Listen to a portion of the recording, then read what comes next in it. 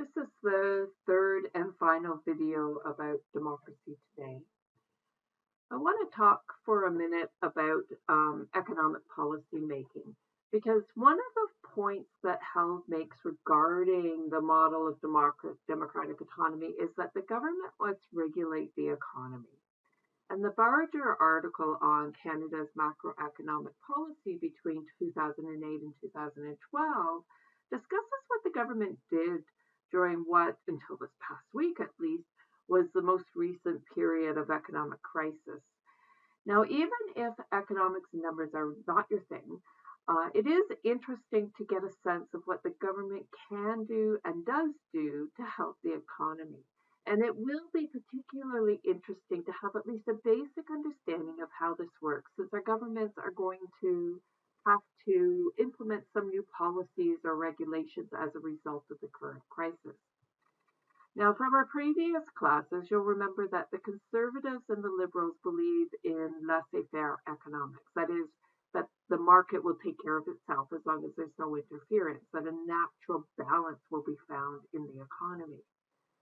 However, at times like this, when a crisis causes wild fluctuations in the market and people start to buy in panic and hoard things like toilet paper, or they try to sell essential products like hand sanitizers at highly inflated prices so that they're making huge profits by gouging people, then we really need the government to step in with regulations and policies to create stability.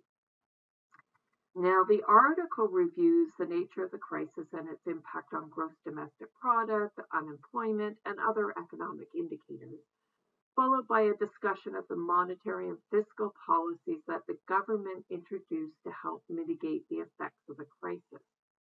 Now, monetary policy is primarily about changing the interest rates and influencing the money supply. There's a little chart there to help you understand the difference between monetary policy and fiscal policy.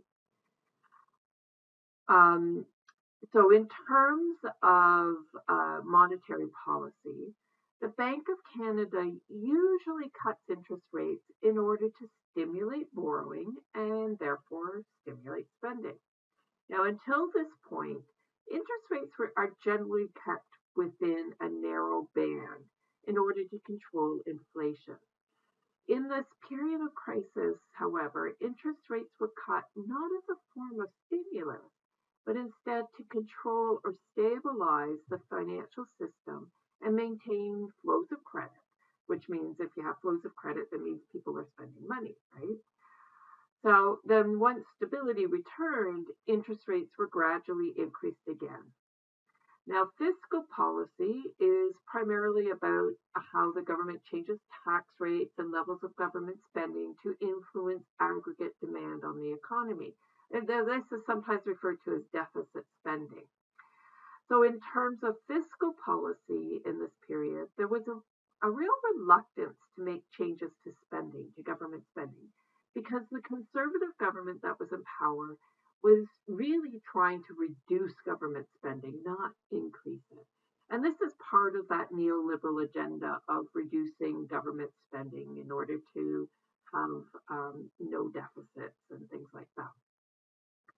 However, when the market sharply declined in November 2008, and the conservative government was refusing to even consider increasing the deficit in order to use government spending as a stimulus to the economy or a stabilizing factor in the economy, the government was actually forced into a crisis and they had to prorogue the parliament, which means they had to hit up the pause button on parliament. So they weren't voting on any bills or anything.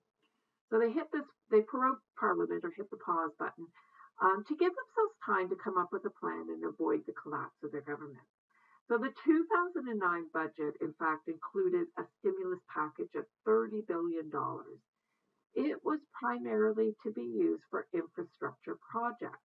So what happens is that the government funds building projects, which means that people who had lost their jobs as a result of the economic crisis are then hired back. So then they have money to start spending again, and it helps to get the economy moving. So in this crisis, both fiscal and monetary policies were used to try to stabilize the market, because because doing so helps to protect citizens. Now, in a neoliberal area, governments tend to resist spending in favor of making changes to interest rates and taxation levels.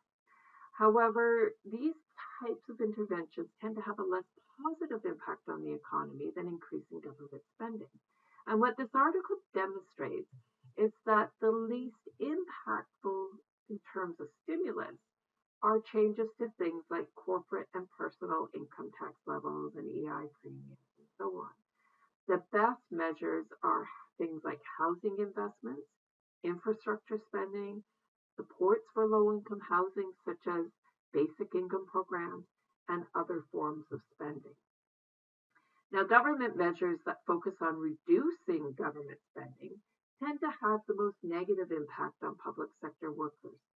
So government workers such as nurses, doctors, teachers, the maintenance workers that keep the roads in good shape and that make sure that our water is clean and so on.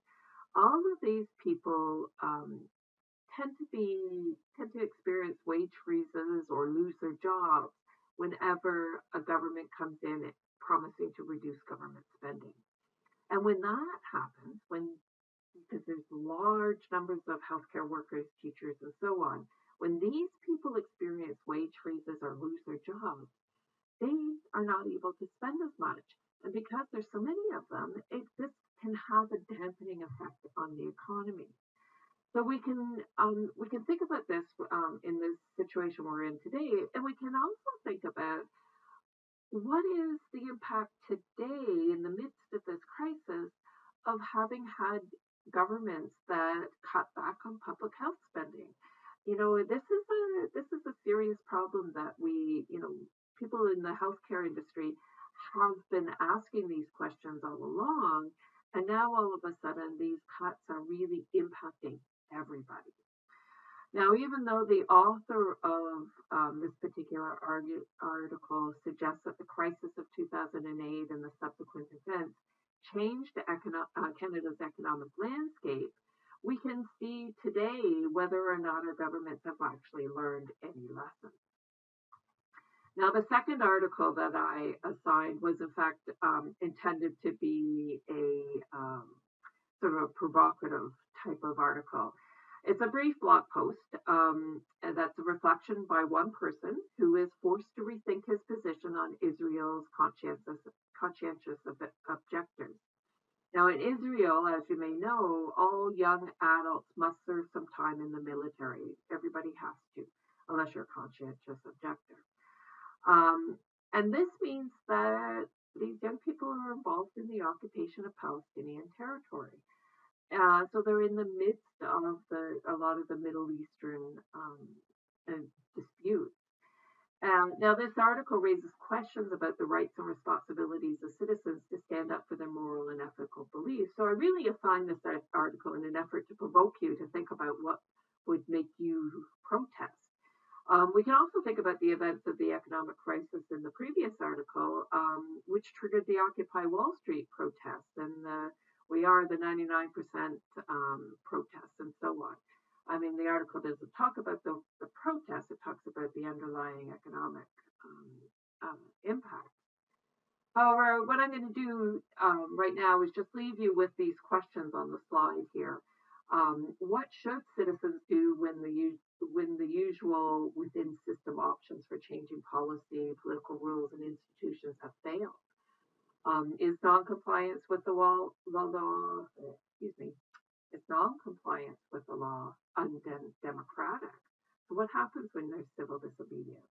Are non-violent strategies of protest more effective in democracies? Do the political right and the political left engage in protest politics for the same reasons, with the same logics of justifying it? So I'm going to end here. This is the final video for this week on Democracy Today. And I want to end here with these questions for you to think about.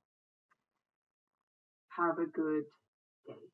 And I'll see you online in our discussion area.